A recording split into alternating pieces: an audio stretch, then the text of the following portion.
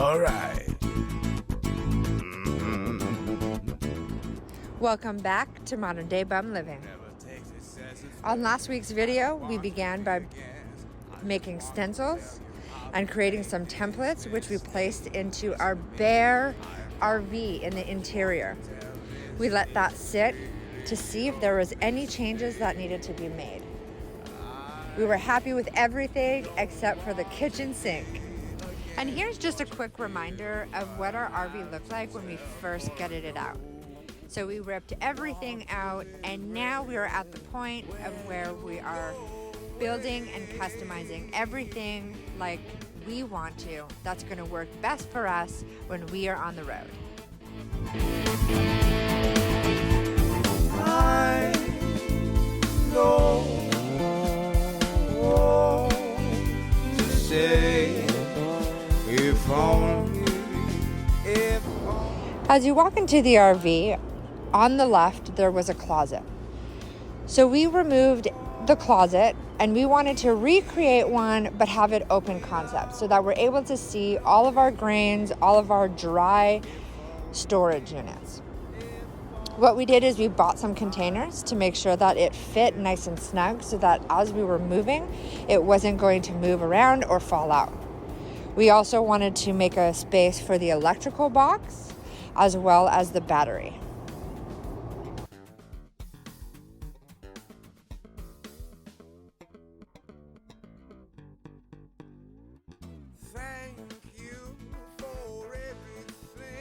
Every sunny morning when you woke me up with the sun. Our foam bathroom template worked perfectly, so now we have an extra foot on both sides.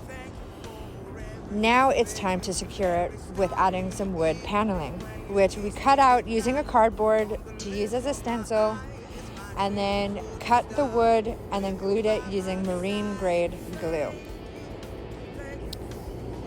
Our goal with the RV was to use the foam because we wanted to make it as light as possible. So in this part right here, you can see that we are now onto our spice rack. Funny story is we wanted to use resin because resin is super hard and durable and nice and light.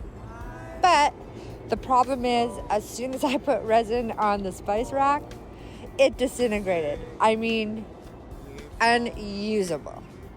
So we had to build another one from wood.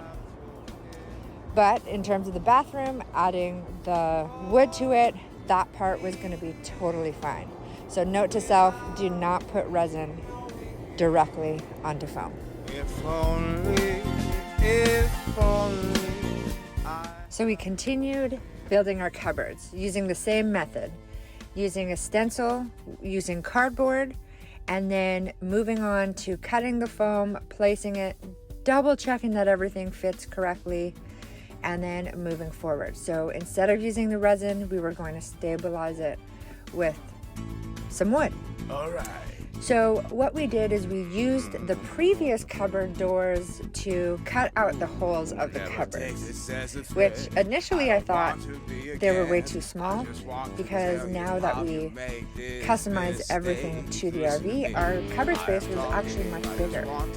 But as we sat with it, we customized the shape a little bit, but it actually fit quite nice.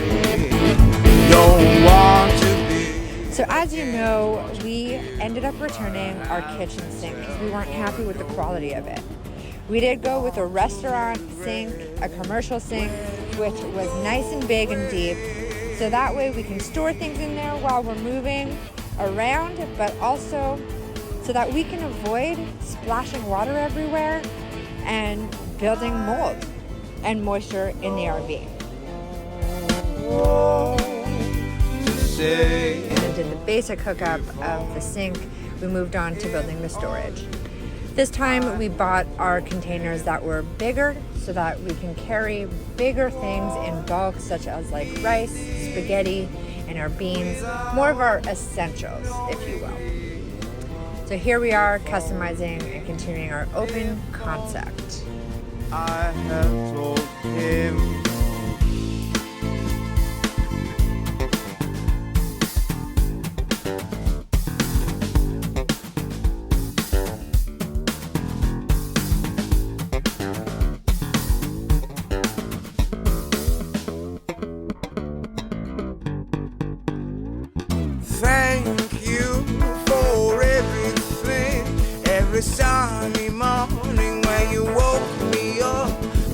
sight of your eyes, my day would start. Once we finalized the fitting of the cupboards, we went ahead and we took everything out, measured out that little thin piece of plywood so that we can glue it on, add some pressure to it, and then let it sit and cure before we reinstall it into the RV.